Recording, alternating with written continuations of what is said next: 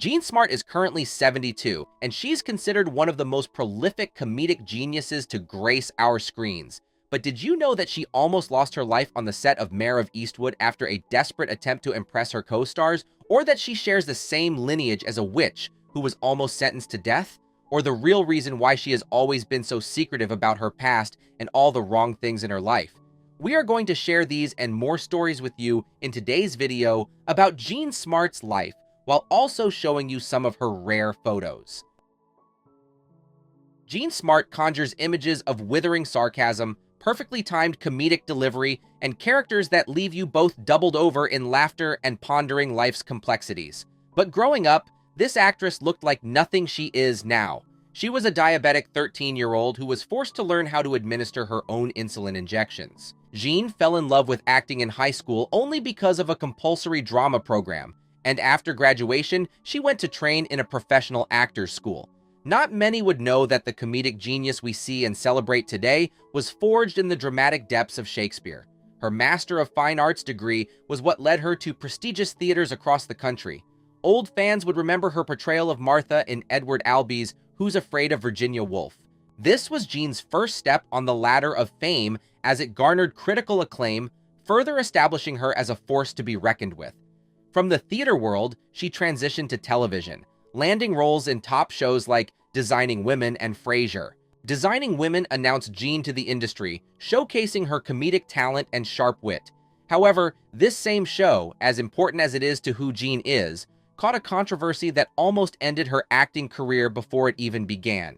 You might remember the episode where guest star Dixie Carter's character makes a racist comment about another actress's hair. Yes, that stepped on all the wrong toes, motivating viewers to accuse the show's writers and actors, and even Jean could not escape this.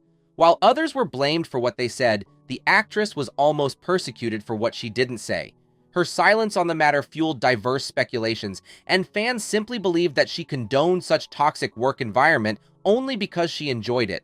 While Jean's silence in this instance may have backfired, she would spend the later years of her life trying to apologize through her activism. Jean decided to leave the series on her own accord, as she had grown tired of the role of Charlene. There were a lot of rumors about why she left, but the real reason was so she could look after her young family. Her final episode was the Season 6 two-part episode, The Big Desk, which had over 30 million viewers tuning in.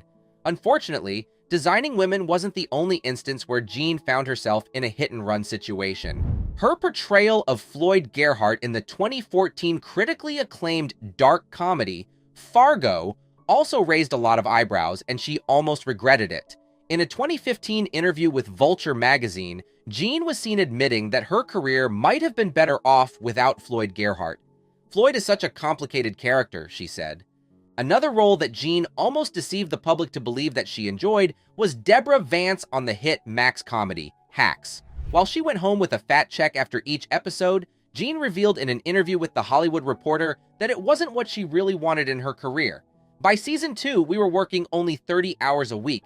I thought, this is fun, but not why I became an actor," Jean said. For her Deborah Vance role, Jean won 2 Emmys and so many other recognitions. While it might have stretched her a bit, Hacks gave her the role and career she always dreamed about. But another thing she secretly struggled with was the fact that she had never done stand-up comedy before Deborah Vance.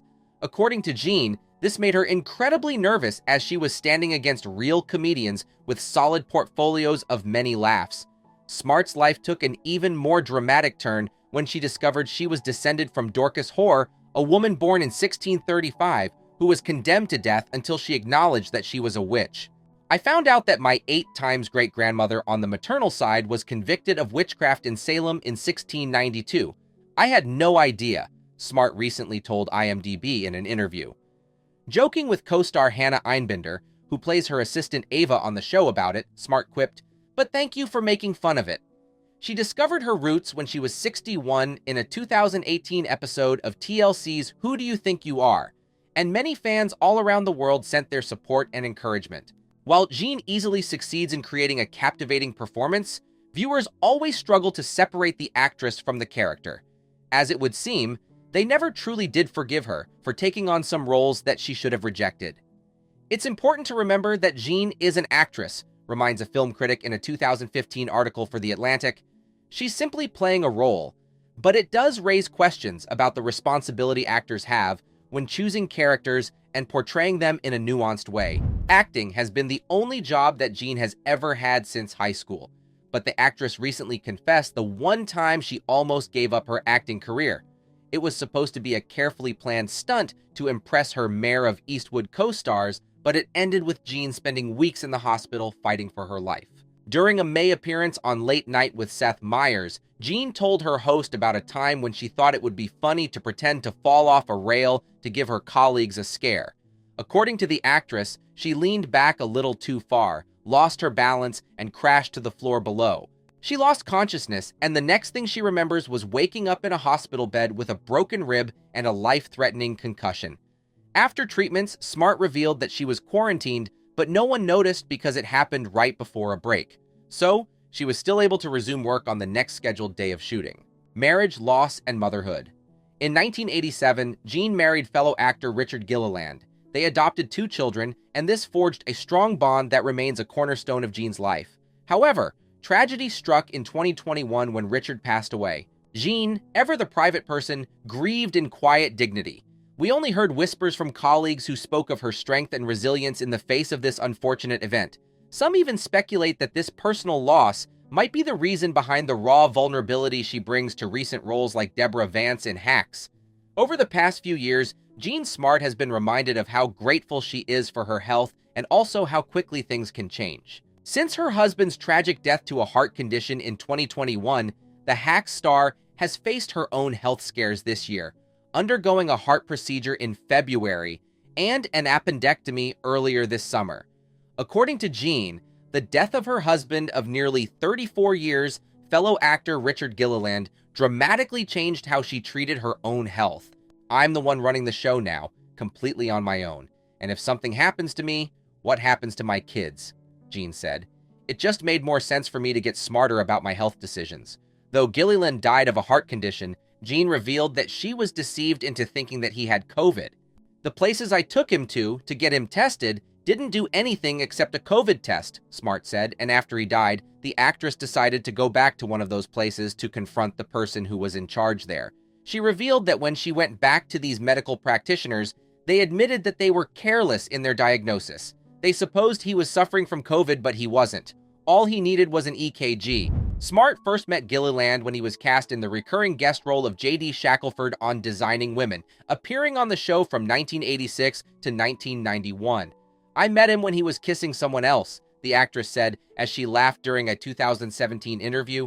The couple tied the knot in 1987 at the home of fellow Designing Women actors Dixie Carter and Hal Holbrook.